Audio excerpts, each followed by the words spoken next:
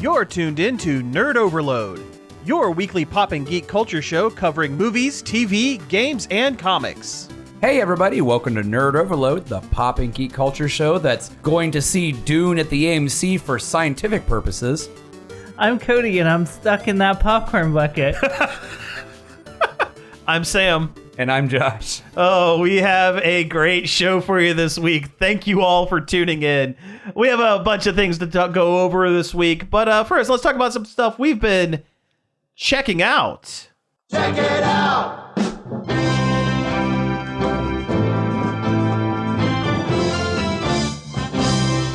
You had to intro with the bucket. I feel like the Fremen would find that bucket just highly offensive. Incredibly, yes. But we'll get to that. We'll get to that later on. But yeah, let's talk about some things we've been doing. Mine's quick. I have been work has been a little tough this week, so I've been looking at like comfort food, and I've gone back to the Perry Mason well. Did I ever tell you guys about how much I love the show Perry Mason? That 1950s... You've mentioned it. That 1950s law show. Welcome to Grandpa Corner. Yeah. My extent of my knowledge of Perry Mason is that one Ozzy song. Perry Mason is a great show. It hits that same itch that old episodes of Law and Order do, where you can set your watch to the twists of the episode. Dun dun. You get about 15 minutes in before Perry Mason is introduced because you're setting up all the characters for the episode. Yep, like a Law and Order. And then at about 25 minutes, the person is wrongly arrested. They never go... Perry Mason has never lost a case. Not once. In 9 seasons and 30-odd made-for-TV movies. Never lost a case. No, I take that back. He lost one at the very beginning, but he dug deeper into it and had it reversed by the end of the episode. So technically he's lost. But no, you can set a timer to when everything happens. 9 minutes before the episode ends, that's when whoever's on the stand, that's who actually did it.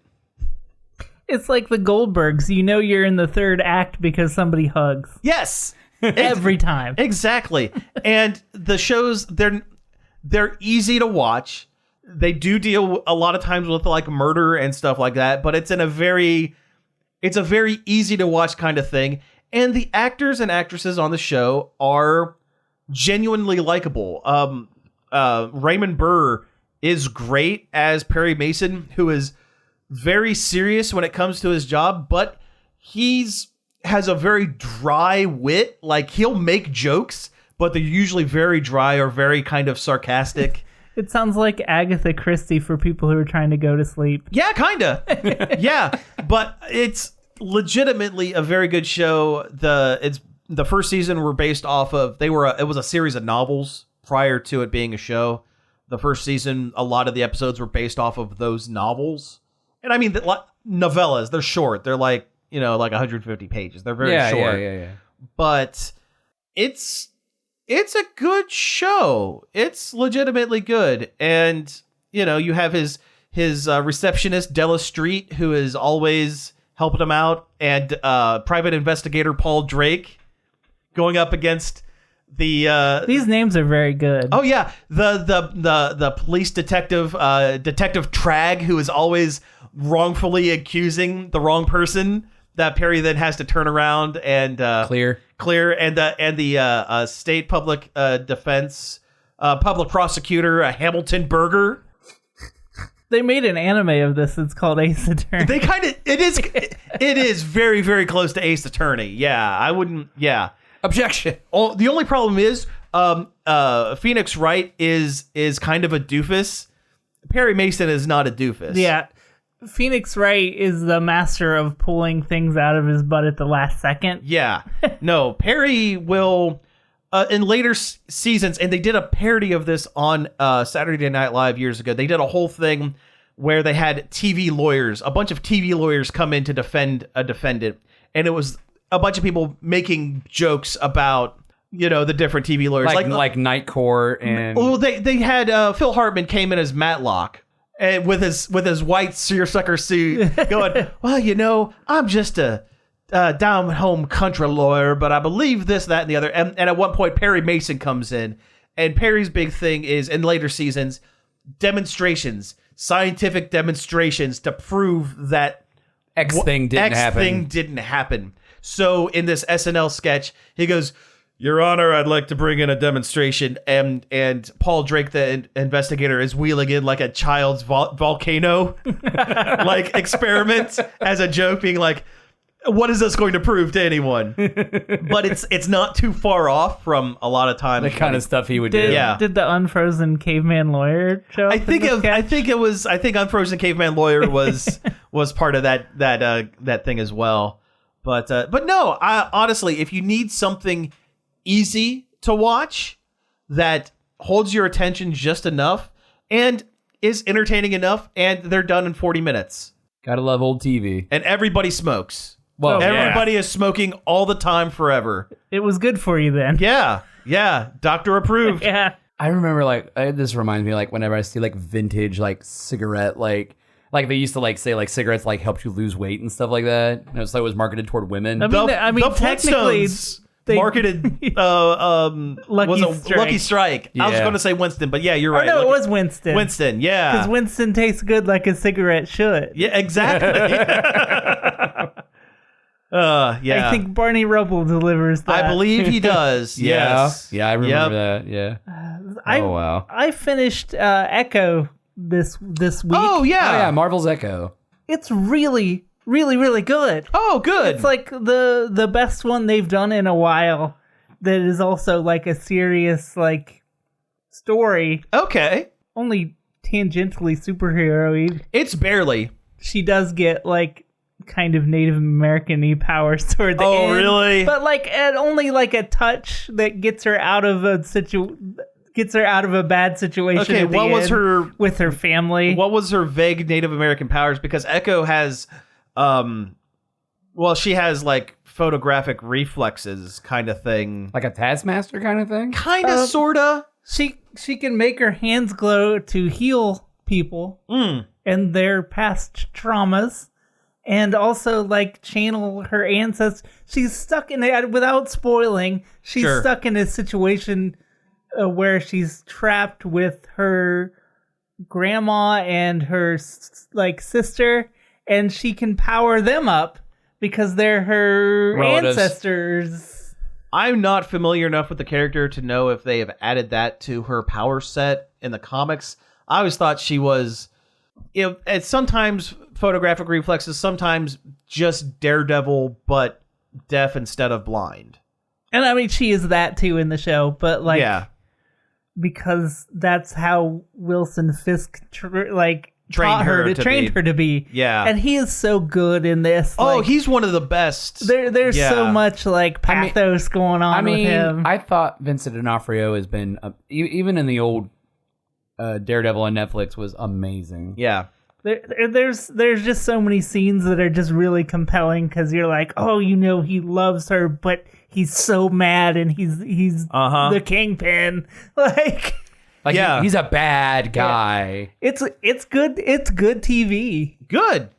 Yeah, Echo might be the one that brings me back in. I might have to sit and watch it. Every time I think I'm out, they're pulling me back in. It's hardly related to anything else. Anything you might have missed that was in, I think Hawkeye was where she first showed up. They show you that in the first 5 minutes that's good. of the first episode. Okay, that's good. I say because Hawkeye is a few years removed now. Mm-hmm. Yeah, when we first watched it was a Wednesday, and Jeremy Renner showed up, and I was like, "Happy Wednesday!"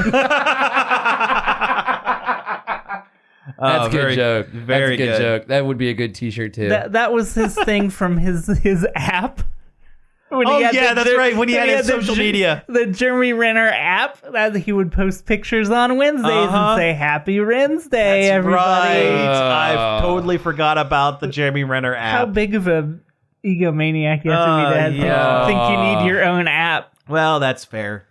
I mean, although to be fair, it was probably a different company that came up to him and is like, "Here, we'll give you some money if you do this. Put your face on this and send us." Yeah, kind of like a Mint Mobile. Yeah. Well, Well, Josh, what have you been doing? Actually, I've checked out a couple of things. Let's hear it. So, I started playing Ghost of Tsushima. That's a good game. Oh, cool. I really like it. Samurai stuff, right? Yeah, yep. It is set in feudal Japan in the time of shoguns and stuff, amidst a Mongolian invasion. But no, it's not bad. I'm not really all that far in it, but it definitely hits all the touchstones of a third-person adventure game on PlayStation. Yeah. The only thing it's missing is yellow tinted climbable surfaces. It's very much your Sony cinematic video game product. Oh yeah. Yeah, I mean that's not really a dig against it. Yeah. I mean, don't fix what ain't broke, but Sure. Yeah, I mean that's the thing. If you buy a PlayStation, like that's what you get. Like you should know, you're gonna get a bunch of video games that also want to be movies, and that's oh yeah, That's fine. Your Spider-Man, your God of War, your Horizon Zero Dawn, your Last of Us. that's Sony's thing. They do. This one just happens to have a samurai flair, which I mean it's good. I mean it's fun. Combat's pretty good once you actually get kind of used to it. I'm still kind of tripping here and there. I thought it was one of the more video gamey of their cinematic video games, like in a good way. Yeah. At first, I started playing in. I couldn't decide if I wanted to go just straight Japanese or go Kurosawa mode. With the black and white and the slightly different sound. Yeah. But I'm sitting there and I started playing it in Japanese and I'm going through the whole beginning of the game.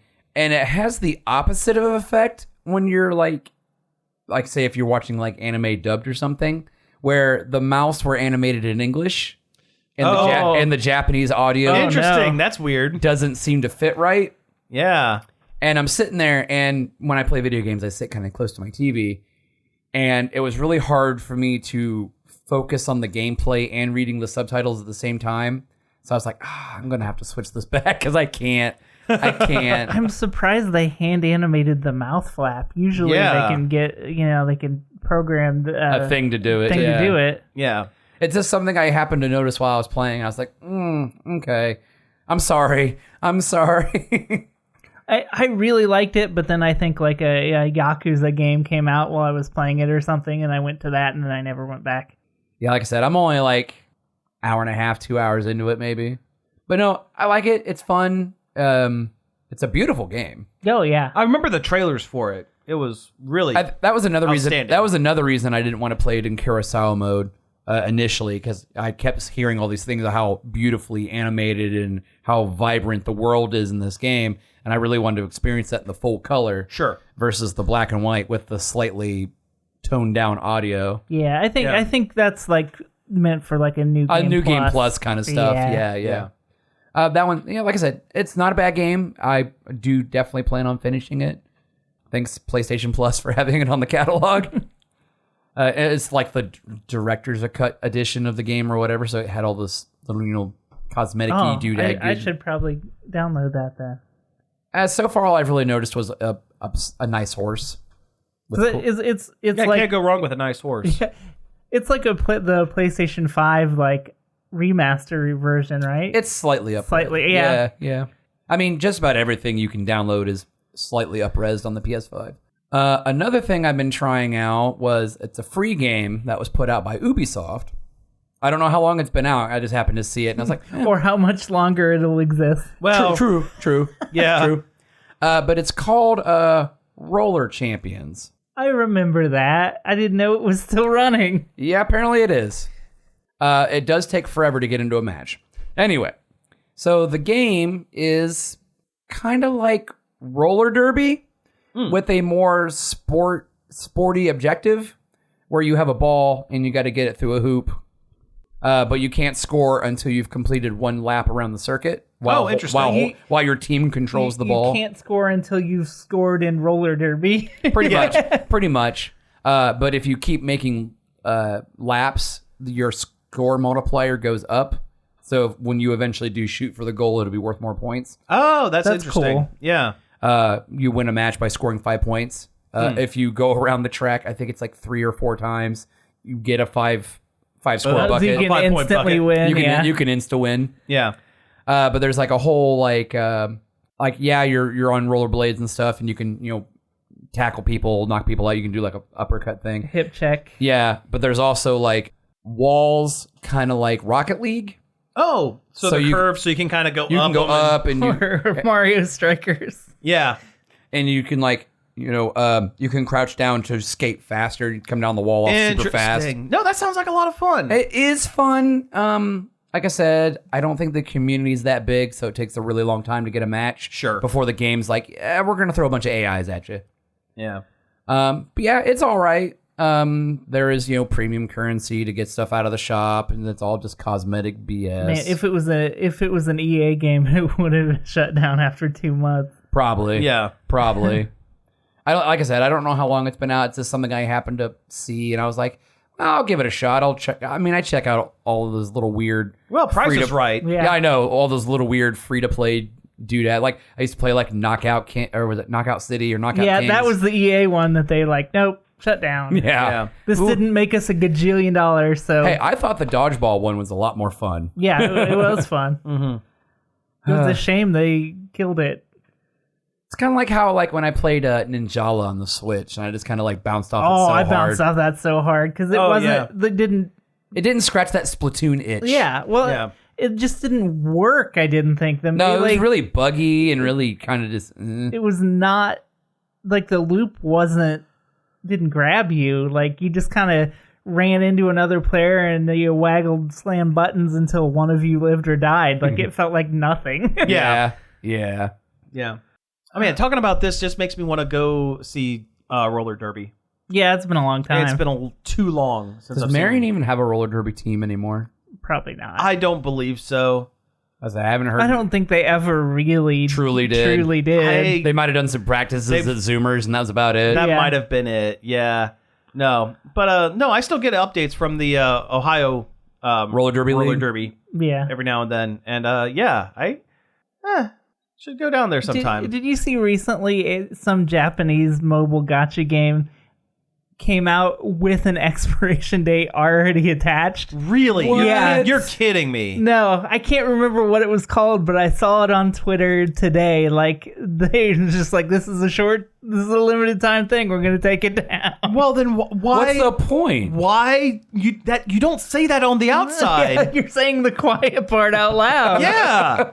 No. You got to get him to spend the money first. Yeah, you don't tell people that, hey, this game's not going to exist in 6 months because no one's going to play your game. Either no one's going to play it or no one's going to buy your stupid shiny outfits or whatever. Ridiculous. I wish I remembered what it was called, but like That is so dumb. it's the sign of the times. That is I so guess. dumb. Wow. Like I know like the Asian market is like just saturated in free to play mobile game BS, and it's really popular over there, and I get that. Mm-hmm.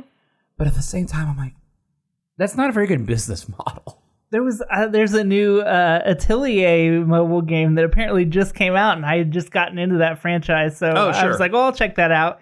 And then it started, and they started the story, and like all the Ateliers from the other games show up, and like we're from different worlds, and then I shut it off because I'm like, I'm so tired of this. Like, yeah.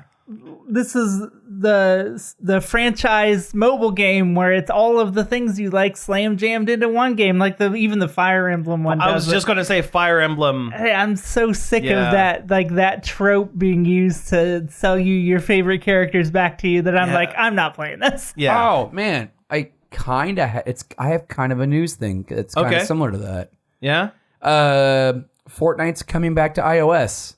Oh, really? Yeah. Yeah, sort of. Huh. Okay. In the EU market. All right. Per the latest Epic Apple lawsuit, Whatever. Yeah. They seem like they're always fighting. And like the initial, well, you see, there's only so much money, either one of them, and both of them want it. I don't want to play Fortnite without buttons. I don't even want to play Fortnite that bad. But I especially don't want to play it without buttons. right. It would definitely, if I was going to play it on my phone, it'd definitely be one of those things where I'm going to link my controller because I'm not going to do that. Yeah. I would maybe do the rhythm game one with the tapping a screen. I think I could handle that. yeah. But anything else, like, absolutely not. Yeah, the one Fortnite mode I still haven't tried. It's fine. I'm just not really that. Not a rhythm game guy. I mean, I played Rock Band a bunch when I was younger. Well, everyone played Rock Band a bunch. Yeah, I don't really think I'm in that space anymore. I'm just like, I don't care. I unlocked a bunch of songs the other day. Like I logged on and it was like, oh yeah, because Solid Snake's open now, so that's why I got back on. Oh, that's right. Yep, and Raiden's in the shop. They should put Snake Eater in Festival, the song. Oh yeah, that'd be pretty good. But yeah, for Solid Snake, the options are like classic Snake and then like old Snake from 4. Nice. I saw a clip of him doing the surfing bird dance from Family Guy, and I was like, oh god, yep, that's about right. No, that sounds awesome. I don't know what your beef is. That sounds great. Colonel, did you know? Have you heard? What is it, Snake? It's about the bird. Colonel, the bird is the word. Colonel. I wish that song wasn't so like deeply ingrained with Family Guy. I know, because it's a good killer song. It's a killer song, Yeah. and like a classic punk staple. Mm-hmm. And like the fact that the only time you ever hear that song is with the sound clip from from Family Guy, where it's Peter going. Bar, bar, bar, bar, bar, bar. Yeah. People should think of the Trashmen when they hear that, not Peter Griffin. Yeah. Or I feel like Or the Ramones. I feel like covered it. I feel like Rock Lobster is kind of that way The too. Cramps. Rock covered Lobster's it. getting that way as well. Yeah. Because of the stupid Fortnite or the stupid. Why did I keep saying Fortnite? Stupid Family Guy joke. Everything's in Fortnite anyway, so it doesn't matter. Yeah. Colonel. If it I can exists, do a floss. Colonel. Colonel, let's get this dub. Colonel. I saw where somebody in Colonel, have you heard this Meghan Trainor song? It's excellent. Colonel. I just got Victory Royale. Ohayocon. I am waiting for I don't know if they would do it as like a separate character or if they would just be another skin for Raiden. But if they did, Which Raiden is it? Is it Revengeance or he still looks pretty Metal Gear 2? I think it's Metal Gear 2. Okay. Because his other style option is the gas mask that makes him look a lot like Psycho Mantis. Psycho Mantis. Yeah. So it's not permanent high heel feet, white blood Raiden. No, he doesn't have the robot jaw and the eye patch. I still think that Metal Gear 2 should not have been maligned as much as it was just for swapping out Snake, because I think that's my favorite one of the bunch. Honestly. Yeah, I think that's why people lampoon it so bad. Is because it's because they get rid of Snake. Yeah, I'm mad because I'm not Snake. It's like, well, it makes you appreciate Snake more because you see him from a different perspective. Yeah.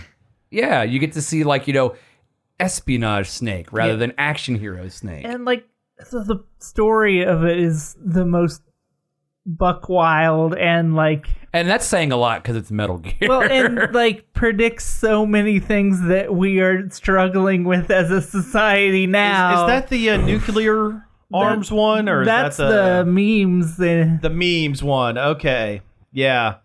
God, Kojima, he projected so much. Simpsons. Yeah, Simpsons did it. You're right. But no, I love the Metal Gear, the whole Metal Gear franchise. Well, most of the Metal Gear franchise. I can't say all because Metal Gear survived and go die in a trash fire. That's not real. That's not. That doesn't exist. That's not canon. Yeah, that's the Dragon Ball GT of Metal Gear. I get that reference. Hey, I didn't. GT was a Dragon Ball series that was put out without Toyama. And he never made any mangas based on it. It's basically animated fan fiction. I'm a One Piece guy now, so I bought an anime figure the other day. Nice. Of course, it was off Temu, so it was $10. But I do own a big Zoro now. So. Oh well, there you go. So I'm that guy. Is it nice? Is the quality good? It's actually it's pretty solid. It's not like cheap knockoff garbage. I basically bought it just to test to see if Timo was actually real. Yeah, and this one, I consider myself pretty lucky. It looks pretty good. Like every time I see like an ad for Temu or whatever, and I'm like, I know this is just Japanese Wish. Oh yeah, I mean, you're rolling the dice. I bought a 3D printed statue of the goddess from Breath of the Wild and Tears of the Kingdom. It's crap. It's not. Oh, really? It's not sanded. Oh, really? It fell bummer. right out of the 3D printer. But it was also like, what? I paid $2 for it. Well, so then, like, yeah, you get what you pay for. Sure, I guess. That's just the way it is with Temu. Like, maybe it'll be good. Maybe it'll be you crap. pay your money, you take your chances. Yeah, but you won't pay a lot. You mean like on Etsy where everybody and their brother has a 3D printer now, and everyone prints just basic things and charges you $40, $50 for without putting any of the work into it? I buy a lot of knockoff Lego off of Temu, and I've never had a bad one show up. There you go. All right. Cool. All right. All right, hey, let's take a break. When we come back, we're going to talk about Palworld. We're going to talk about WWE. We're going to talk about that Dune bucket. And some other things. Why not? Ed Sheeran, Beyonce, Drake, Taylor Swift. Not a single one of these music legends has any idea what our show Long Play is all about. I would bet that not a single one of these music megastars will ever tune into an episode of Long Play here on WZMO. But you can.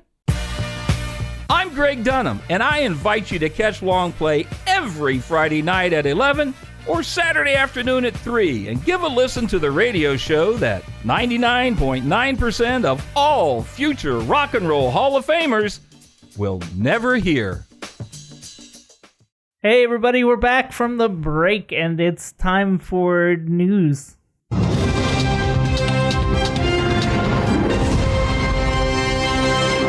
And we didn't decide what news we were going to come back into. We didn't. Do we want to ease into the big stuff, or do we want to just jump right in? I think we should fall something first into a popcorn bucket. Okay. Since we mentioned it We up mentioned top. it at top of show, yeah.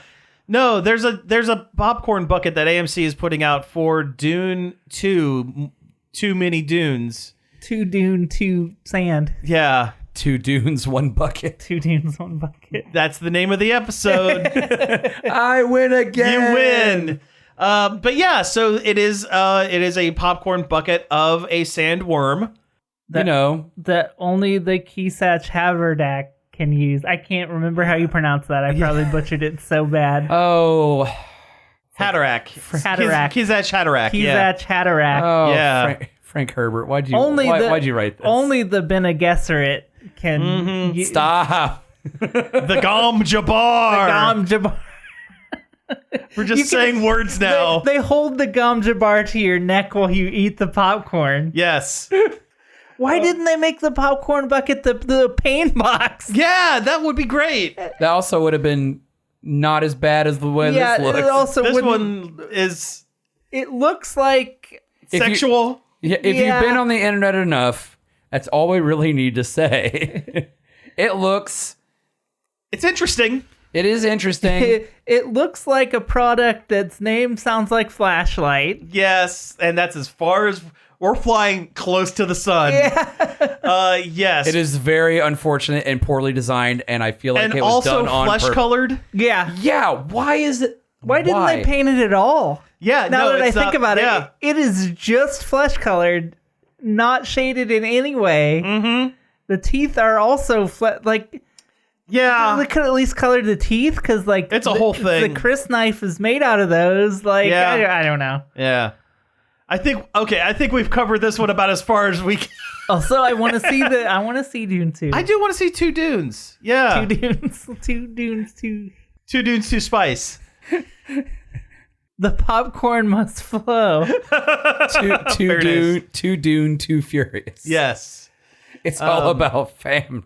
All right. Hey. It's all about the spice. Yeah. So speaking of flying close to the sun, let's jump into Palworld. Hey, all right. It's the hot topic this It week. is. And It probably will continue to be for a good while. For a little while. For maybe a month before everyone gets tired of it.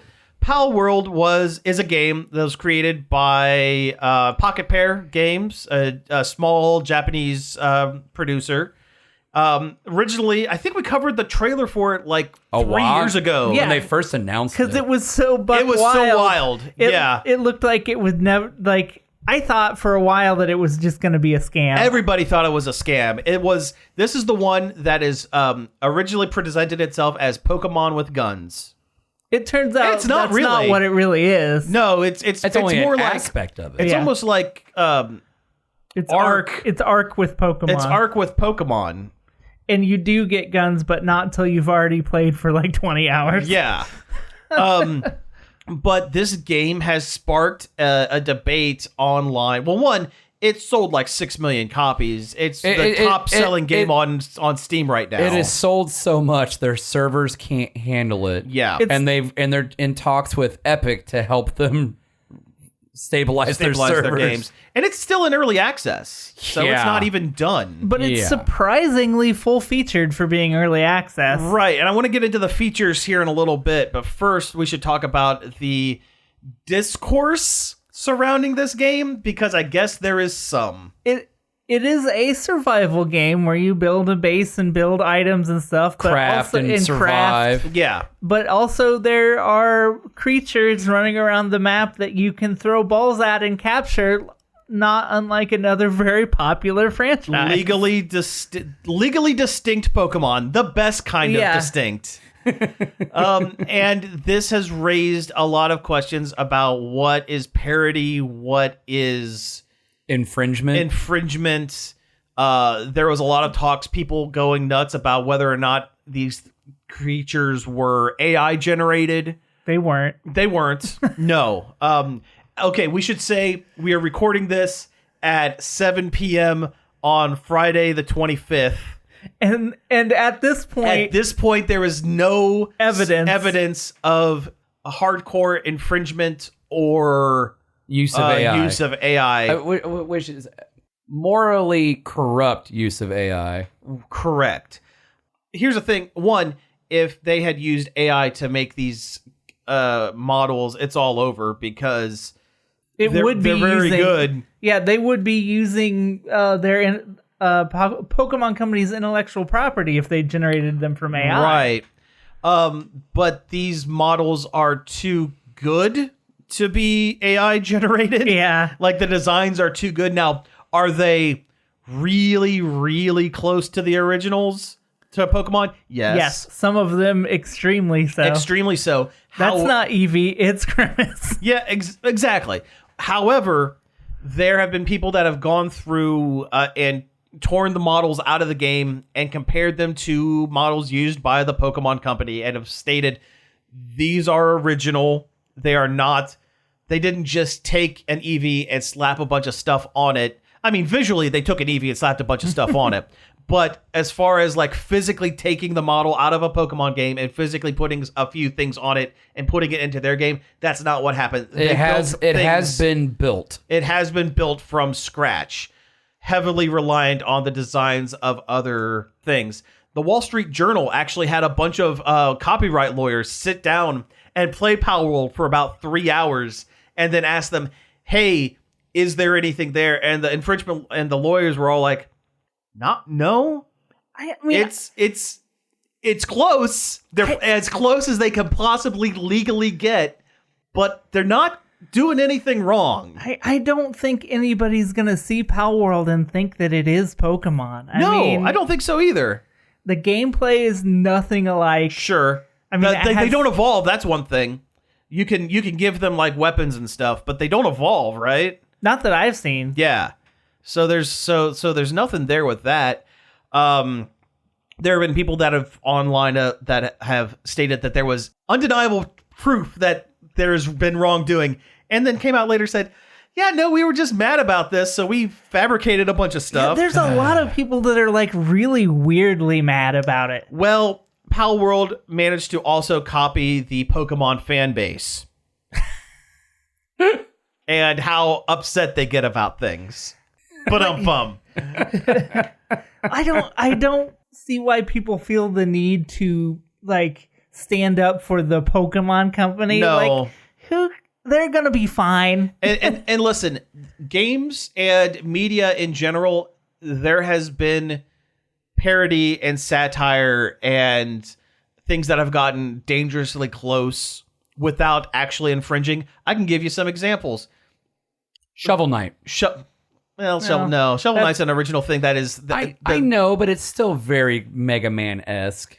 I wouldn't say that. I would say Vampire Survivor. Oh, where yeah. they took picture for their splash screen, especially. They took pictures from Castlevania and Bayonetta, changed the colors, changed them just enough to make them legally distinct, and slapped it into their game. Now, the whole thing feels like a Castlevania fan game. Yeah.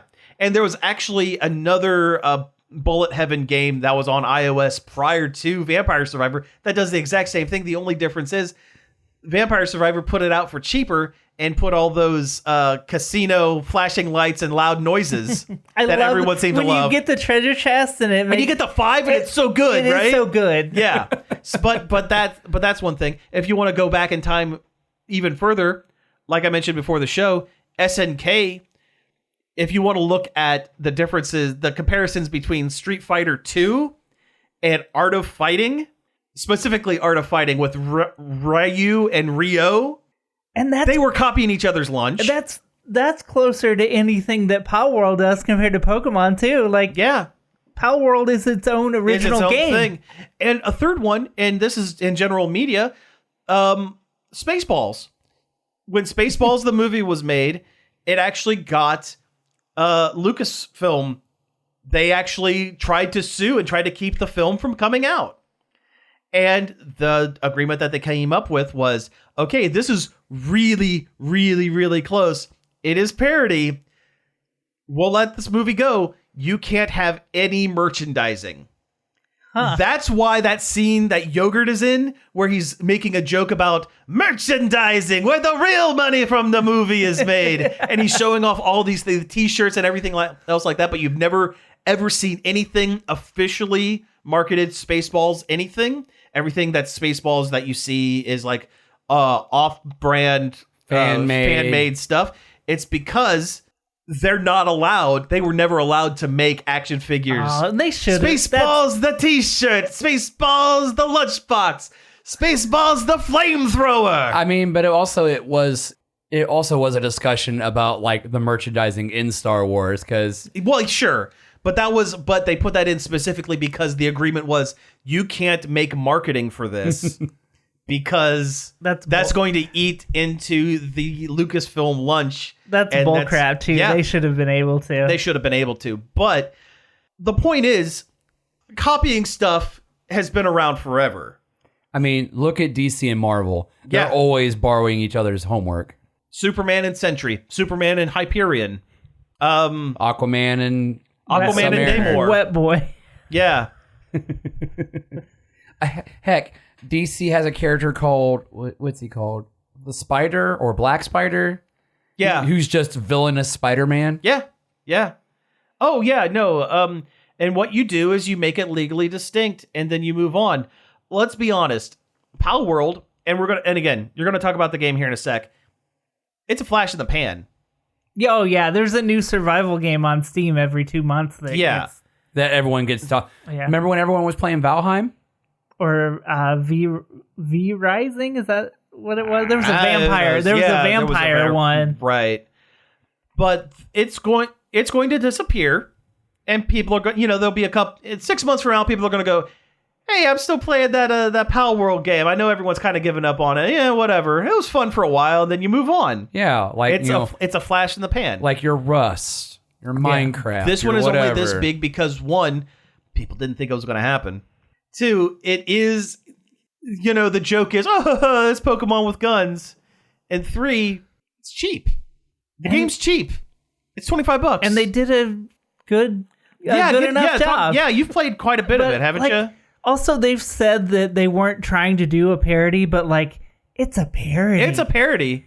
Like a lot of the monster descriptions and just the way that you treat the monsters. Yeah. It's Pokemon that's saying the quiet part out loud, kind of. Yeah. This is where Pokemon would in the real world. In the real world, yeah. Yeah. Not the idyllic Pokemon universe. Right. But like, it's a solid game. I've probably put 5 or 6 or maybe more hours into it at this point. You do the crafting thing, and then you make your items, and then you go out and find monsters, and the loop is feels rewarding, and it's fun to do. And it's from what I've seen, and I've watched a couple of streamers play it. It seems like, yeah, the Pokemon are there. You can use them to fight, but they're more used back at your base to craft you more things. Yeah, and to keep you from having to do the same thing over and over. menial task over and over. They automate a lot of the stuff. Yeah, they fight each other, and they have set moves, and you can get more moves for them, but you can't order them around. You can't say, hey, use this move now. Yeah. The closest you can get is like there's a Firefox Vulpix and you can build a harness for it so you can hold it and use it as a flamethrower. Oh, well, there you go. Yeah. Which is funny. That's funny. That's funny. Isn't there one called like a Depresso where you give it like energy drinks or something like that? There is a sad looking guy called Depresso. I don't know. Okay. I haven't heard anything about the energy drinks, but yeah. And he doesn't really have a Pokemon. Yeah. No, some of them don't have Pokemon analogous. Some of them very much do. Yeah. Some of them are very clearly, they've taken the head off of one and the body off of another and changed the color. Their Lucario. But legally distinct. Their Lucario is like Egyptian Lucario. Yeah. I've seen Egyptian Lucario, and that's fine. Picturing it in my head, that works. Yeah. He's already pretty jackal-like. Yeah. So I don't see an issue with Palworld. Again, it's a flash in the pan. It's going to be gone in 6 months. The fact that PETA came out and was criticizing it for the treatment. Well, but I know PETA complains about everything. PETA complains about everything, and they also pick and choose. They also pick and choose what they complain about so that they can get maximum visibility. Yeah, and this is the hot thing. This is the hot thing. Despite all the terrible things that PETA themselves do. Sure, yeah. Anyway. Speaking of terrible things, there's also the human enemy element of Palworld. Oh yeah, it has its own Team Rocket, who are apparently poachers, and when you're going around the map, you can find that they have pals in cages. Which is I'm like, oh no, they're putting pals in cages. That's only marginally worse than what I'm making them do. But at least your pals are free range. Yeah. Yeah. Have you tried catching a human yet? I have, but I haven't had the catch rates too low for me to succeed. But it can be done. Oh yeah, because pals are genetically evolved humans. If you get into the lore. That's the lore? That's the lore, that pals are divergent species of human. And that's why the pal balls or pal orbs work on people as well. Also, you can also eat people. Yeah. Well, there's a butcher knife item you can unlock that lets you butcher pals into items and humans. Yeah. If you've caught a human, you can. And it mosaics over the pal or human while you're doing it, like it's censoring the horrible act you're committing. Wow. And there's pal police that show up if you hurt other humans, which I was surprised by. I just saw a guy and I'm going to throw the pal sphere at him, and then cops showed up and I'm like, I didn't see that coming. Yeah, I might have to try this one. They've built an interesting world full of things to play with. Yeah, and they're going to be adding more. Again, this game is in early access, so they're still adding stuff to it and tweaking it. Yeah, and I've played way rougher early access games. Oh, too. sure. Yeah. I've heard that it came out in a nearly polished state that similar to Hades. When Hades was in early access forever, but it was everything they put out was good and fixed and right. I mean, that helped Hades' popularity. Yeah. I mean, I've had it crash back to the Xbox dashboard on me a couple times. Okay, well, that's not too bad. That's better than some of the games I've been playing lately. They've been crashing pretty hardcore. Okay, so we have time. We need to get to the WWE stuff. We also need to talk about Ohayocon. Let's talk about Ohayocon first, but let's get this one out of the way. That's local. Local news. It is local news that is within our wheelhouse. So let's talk about it. So Ohayocon, the one of the I would say it was the originator. It was it was the first. Yeah. It was at one time the premier anime convention in Ohio. Yes. That takes place down in Columbus. Yep. Greater Columbus Convention Center. It was the first con I ever went to. It wasn't the first con I went to, but it was one that I've been to that one about as often as any of the other ones because the ticket prices were good. And you see there used to be a really, really good turnout. lots of great cosplay, but However, yeah. this year was a little bit different. I don't know the specifics. I read a big long article about the worker strike going on within Ohayocon. Worker strike / boycott of the con. Yes. Because the ownership of the convention have done some shady things allegedly, and I tend, and they don't for the amount of stuff that has been prevented, I tend to believe the workers in this situation. So even though this is still technically an allegedly, you really should always believe the workers anyway. Absolutely. Well, yeah, of course. And they should own the means of production. But anyway, yeah. So they called for a grand scale boycott of Ohayocon, and it seemed as though it worked. Because it was a ghost town, from what I saw. Yeah. That grand stairway. Before we continue into it, I should disclaim: for the past 3 years, Nerd Overload has received free tickets as media That's true. to Ohayocon. So we need to disclose that we have at one time been considered media guests at Ohayocon. Not this year. I didn't apply for them because I wouldn't have wanted to go. The boycott. But yeah, so I'm no scab. Yeah, no, I'm not a scab. No. So we watched social media of people that did attend. Twitter was a bit active about it. Twitter was a little active, and what we saw was honestly shocking. The lack of hilarious. people. Yeah. Also hilarious. That grand staircase always has full. Tons of cosplayers and people hanging out. Nobody. I would 3 or 4.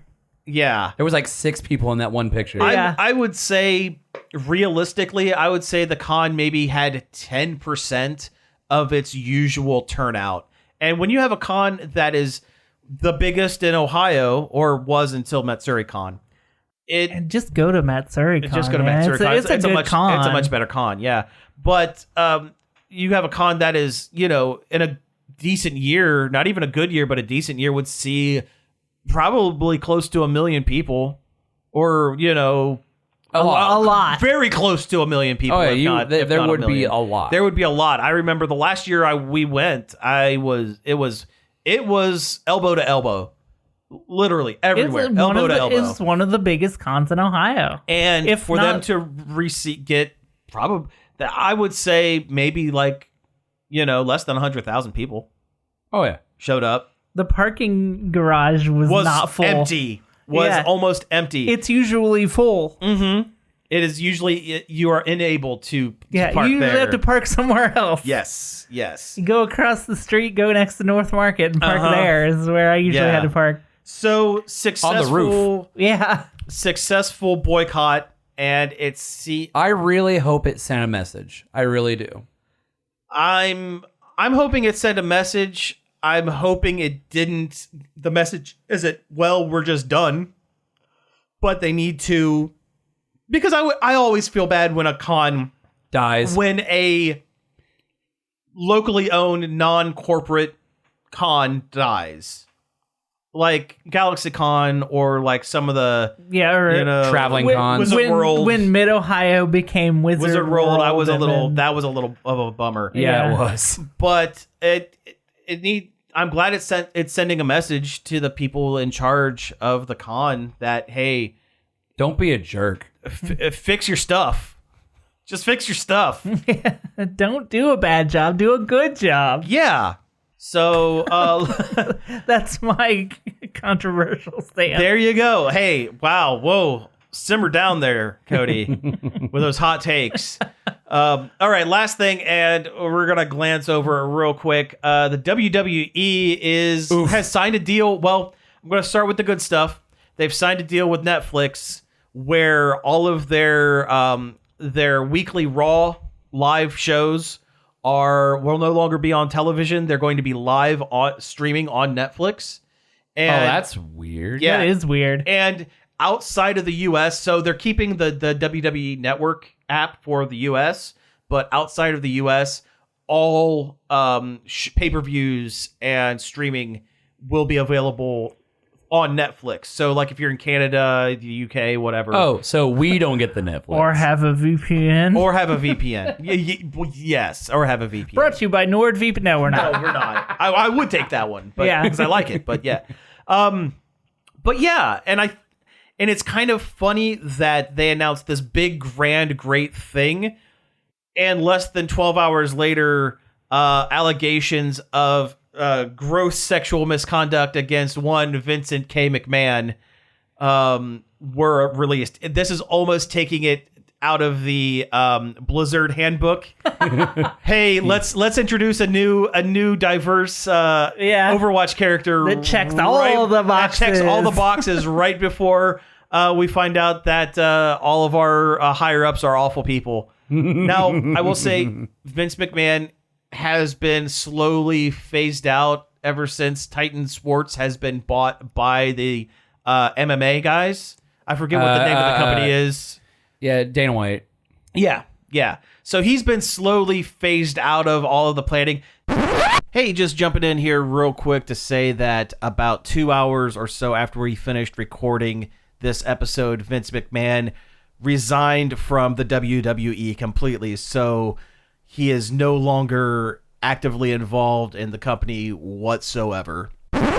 Doesn't excuse all of the gross sexual misconduct that he has allegedly. We still, again, technically have to say allegedly. Or else it's defamation. The evidence is damning. Oh, yeah. And it's Vince McMahon. And it's Vince McMahon. Who has a history of being a real turd. Yeah, Well, I was not surprised, unfortunately. Here's the thing. I've gotten into the wrestling a little bit here recently, and while I can say that wrestling history is a fascinating subject to watch and try to understand, most people within wrestling are varying degrees of awful, especially ones that were around in the mid 80s to early 90s. Attitude era. It's gotten better over the years, but it's still not perfect. And yeah, a lot of those older wrestle guys, we're talking steroid trials. We're talking, all the stuff, the great expansion with WWE. We're talking all that stuff. Not good folks. And Vince McMahon seems to be one of the worst of them. I mean, you don't get that rich by being a good guy. No. And again, it's not surprising at all. Do we want to talk about a little of the specifics? I would rather we don't, because it is Ucky. It's pretty yucky, and I try to keep this show a positive one. We've already danced too close to the fire with the Dune popcorn. With the Dune bucket. popcorn. We had to make a choice. It was either Doom bucket or WWE stuff. We made our bed, and now we have to live in it. But if the allegations are ongoing, it's all out there on the internet. I urge you to go and look up stuff for yourself. I mean, that's what I did when you guys mentioned it in the group chat. I hadn't heard about it. Pretty gnarly stuff, and it's not just Vince McMahon. It's a lot of the higher ups and some of the bigger names starting to sound like some of the wrestlers as well. Again, allegedly, but anyway, we'll be kind of following this as it goes along. Again, don't want to become this is all we talk about. But Wrestle Boys, the podcast. Wrestle Boys, but we're not tights and fights or whatever. We're not. That probably doesn't even. It probably doesn't. I don't think it does. That's a really good name, though. It's a really good name. The only thing I remember about that is when I would hear the ads for it, they'd have their little theme song. Titan Fight. It sounds like it was being recorded by somebody who was afraid their parents were going to hear him sing in another room. It did. Yeah, it absolutely did. Yeah. It's like when in that one South Park episode when Cartman sings the Coon and Friends song with Cthulhu. Oh, yeah. Where they're kind of spoofing like My Neighbor Totoro. Yes. That's right. I haven't watched South Park in forever. I really haven't either. I mean, I was never the biggest. Not that I wasn't a big fan, but like it was really just something I didn't. It was just one of those. If it's on, I'll watch it. But it wasn't something I would search out. But yeah. I've had to come to terms in my adult years that South Park it just isn't good anymore. Yeah, and it was such a big part of my adolescence. Well, you know the saying, die a hero or live long enough to become the villain. It's end the show early or live long enough to people get tired of it. Boring and kind of drab. Yeah, Simpsons. Simpsons did it. Simpsons did it first. Yeah. All right. Anyway, we have actually hit time, so let's go ahead and wrap things up for the week. You have been listening to Nerd Overload. Thank you very much for tuning in. You can find us each and every day over at nerdoverload.com. You can find us on Facebook, Twitch, Instagram, or support our Patreon at Nerd Overload Now. You can send us an email, staff@nerdoverload.com, or give us a call on the Nerd Overload hotline. Numbers 419-561-5556. Tell me why they haven't made a Pauline amiibo. I would, yeah. No, you know what? That's the one amiibo I wouldn't be upset about. You can also find all of our back episodes on various podcast apps such as Apple Podcasts, Spotify, Stitcher, Google Play, Deezer. Just signed up for Deezer. What? Deezer is a thing. What is that? I don't know, but it's a thing, and we signed up for it, so we're on Deezer now. My favorite album is the Blue Album from Deezer. Lastly, I want to thank Parker for helping us out over at the Facebook page and David Pencil for the use of our intro and outro. You can find more of his stuff at davidpencil.com. And again, thank you all for tuning in. We'll be back next week. I think Deezer's Red album unfairly gets a bad rap. There's some good tracks on there. That's fair enough.